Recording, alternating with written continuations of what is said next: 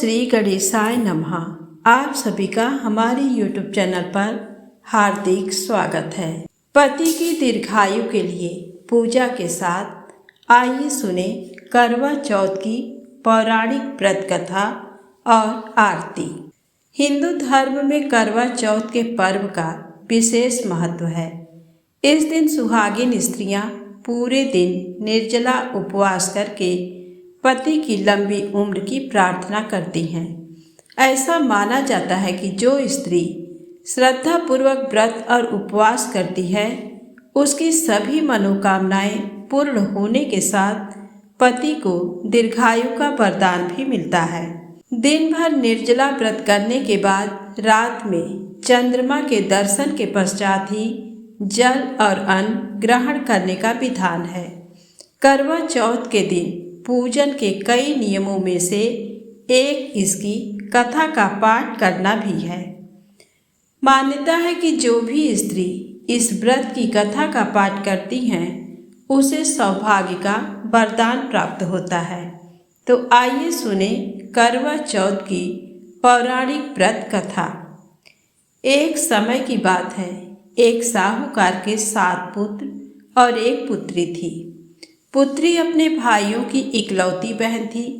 इस वजह से उसे सभी भाई बहुत प्रेम करते थे। एक बार कार्तिक मास के कृष्ण पक्ष की चतुर्थी तिथि को साहूकार की पत्नी समेत उसकी 7 बहुओं और पुत्री ने भी करवा चौथ का व्रत रखा। रात्रि के समय जब साहूकार के सभी लड़के भोजन करने बैठे तो उन्होंने अपनी बहन से भी भोजन का आग्रह किया।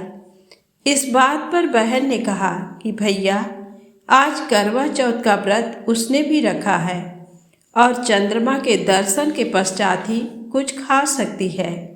चांद के निकलने पर उसे अर्घ देकर ही वो अन्न और जल ग्रहण कर सकती है। साहूकार के बेटे अपनी बहन से बहुत प्रेम करते थे और उन्हें अपनी बहन का भूख से व्याकुल चेहरा देख बेहद दुख हुआ।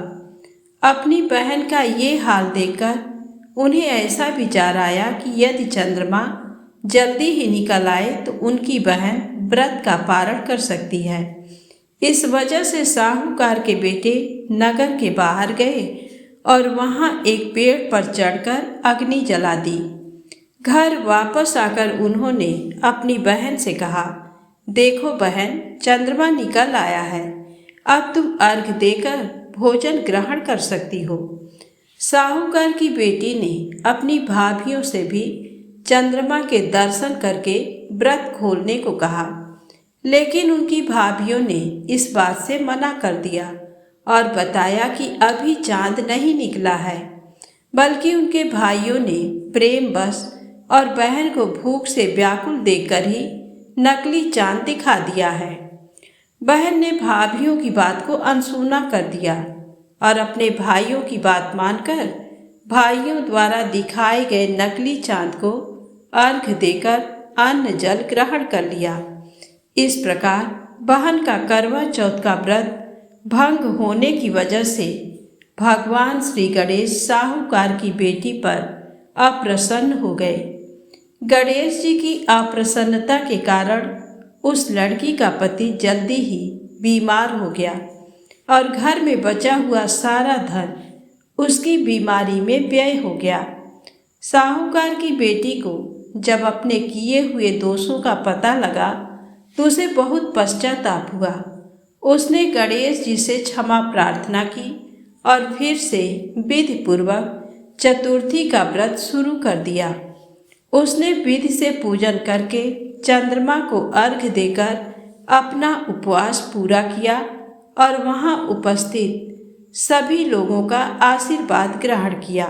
साहूकार की बेटी की निश्चल भक्ति और श्रद्धा को देखकर भगवान गणेश जी उस पर प्रसन्न हो गए और उसके पति को जीवन दान दिया। साथ ही उसे सभी प्रकार के रोगों से मुक्त करके धन, संपत्ति और वैभव से युक्त कर दिया। ऐसी मान्यता है कि करवा चौथ की पूजा तभी पूर्ण मानी जाती है जब पूजा के साथ इस कथा का पाठ किया जाता है। जो स्त्रियां करवा चौथ के दिन पूजन के साथ इस कथा का पाठ करती हैं और चंद्रमा को अर्घ देती हैं, करवा माता उनके पति को दीर्घायु देती हैं और साहूकार की बेटी की ही तरह उनके पति पर भी सदैव भगवान गणपति की कृपा बनी रहती है। तो प्रेम से बोले करवा माता की जय हो। आइए सुने गणेश जी की बुढ़िया माई से खीर खाने की पौराणिक कथा। गणेश जी रिद्धि सिद्धि के दाता और विघ्न विनाशक देवता है, जो पूजा अर्चन से प्रसन्न होकर भक्त की हर बाधा को दूर कर सुख सौभाग्य और धन धान्य के भंडार भर देते हैं। एक बार भगवान गणेश बाल रूप में चुटकी भर चावल और चम्मच में दूध लेकर पृथ्वी लोक में निकले। वे सबको अपनी खीर बनाने को कहते जा रहे थे, पर सबने उनकी बात को अनदेखा किया। इसी दौरान एक गरीब बुढ़िया माई ने उनकी खीर बनाना स्वीकार कर एक भगोना चूल्हे पर चढ़ा दिया। इस पर गणेश जी ने घर का सबसे बड़ा बर्तन चूल्हे पर चढ़ाने को कहा।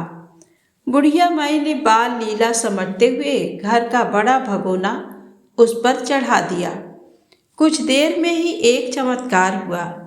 गणेश जी के दिए चावल और दूध बढ़ते गए और पूरा भगोना उससे भर गया। इसी बीच गणेश जी नहाने के बाद खीर खाने की बात कहते हुए वहां से चले गए। पीछे से बुढ़िया माई के पोते पोती आए तो भूख लगने पर बुढ़िया ने उन्हें वह खीर खिला दी। खीर बनते देख रही पड़ोसन को भी बुढ़िया ने कटोरा भरकर खीर दे दी। बेटे की बहू ने भी चुपके से एक कटोरा खीर खाने के साथ एक कटोरा खीर छिपा दिया। इसके बाद भूख लगी तो बुढ़िया माई ने भी खाने के लिए खीर हाथ में ले ली और बोली, आ जा रे गणेशिया, खीर खा ले। तभी गणेश जी वहां पहुंच गए और बोले कि मैंने तो खीर पहले ही खा ली। जब बुढ़िया ने पूछा कि कब खाई, तो वे बोले कि जब तेरे पोते पोती पड़ोसन व बहू ने खाई तभी मेरा पेट भर गया। इसके बाद जब बुढ़िया ने बाकी बची खीर के उपयोग के बारे में पूछा तो गणेश जी ने उसे नगर में बांटने को कहा। जब बुढ़िया माई ने खीर बांटी तो राजा को भी इसका पता लग गया। इस पर उसने बुढ़िया को अपने दरबार में बुला लिया। सारा माजरा जानकर उसने बुढ़िया का खीर का भगोना अपने पास मंगा लिया। पर राजा के महल में जैसे ही वह पहुंचा तो उसमें कीड़े मकोड़े व जहरीले जानवर गिर गए। ये देख राजा ने वह बर्तन वापस बुढ़िया को दे दिया, जो उसके घर ले जाते ही वापस पहले जैसा हो गया। इसके बाद बुढ़िया माई ने फिर गणेश जी से बची हुई खीर के उपयोग के बारे में पूछा तो उन्होंने झोपड़ी के कोने में गाड़ देने को कहा। ऐसा कर बुढ़िया रात को सो गई और गणेश जी उसकी झोपड़ी को लात मारते हुए अंतर ध्यान हो गए।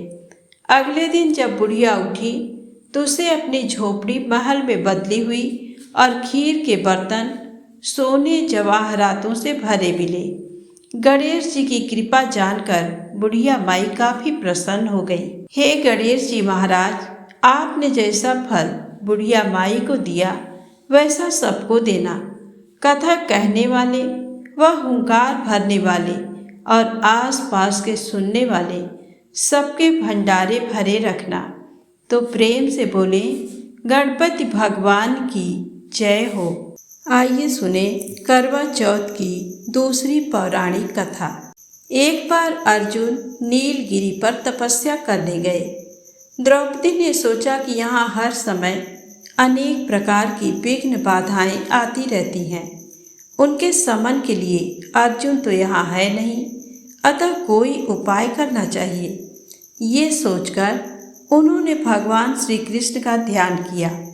भगवान वहाँ उपस्थित हुए तो द्रौपदी ने अपने कष्टों के निवारण हेतु कोई उपाय बताने को कहा।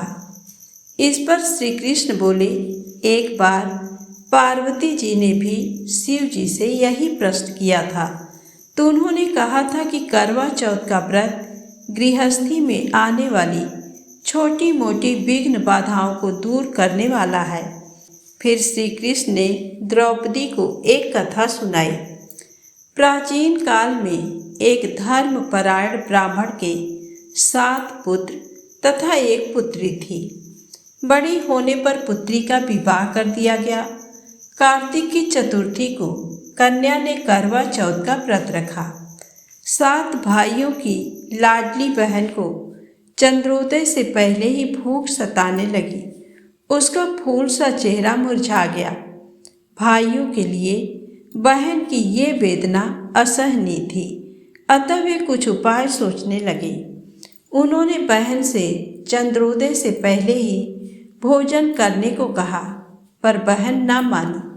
तब भाइयों ने स्नेहवश पीपल के वृक्ष की आड़ में प्रकाश करके कहा, देखो चंद्रोदय हो गया, उठो, अर्घ देकर भोजन करो। बहन उठी और चंद्रमा को अर्घ देकर भोजन कर लिया। भोजन करते ही उसका पति मर गया। वह रोने चिल्लाने लगी।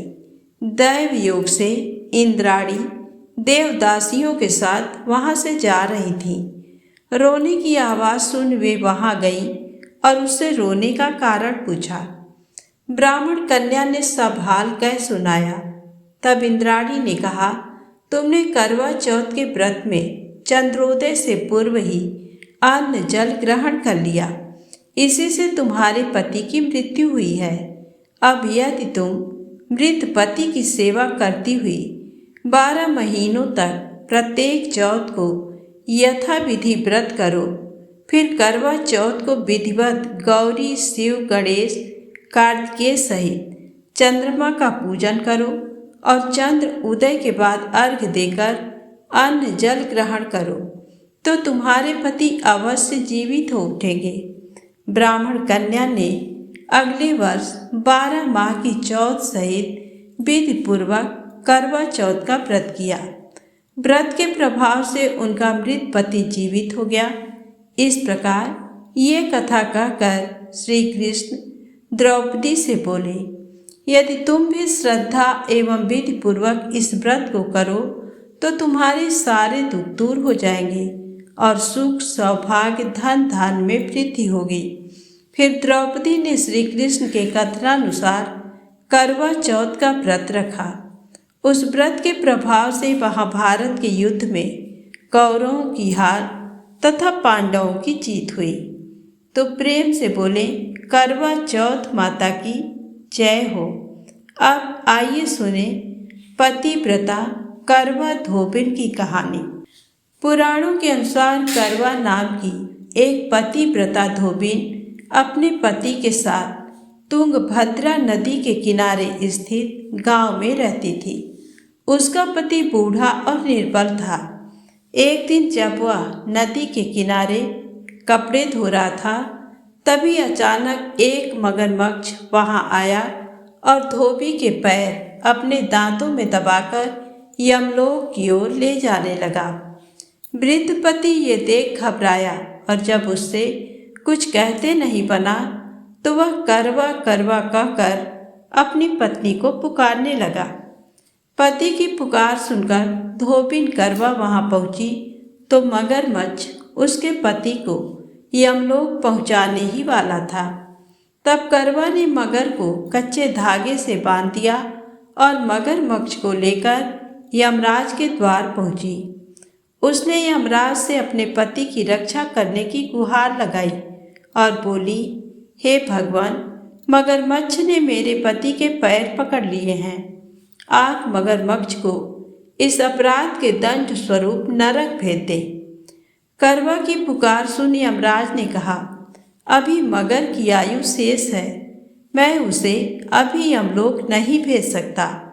इस पर करवा ने कहा, अगर आपने मेरे पति को बचाने में मेरी सहायता नहीं की तो मैं आपको श्राप दूंगी और नष्ट कर दूंगी। करवा का साहस देख यमराज भी डर गए और मगर को यमपुरी भेज दिया। साथ ही करवा के पति को दीर्घायु होने का वरदान दिया। तो प्रेम से बोले करवा माता की जय हो, गणेश जी भगवान की जय हो।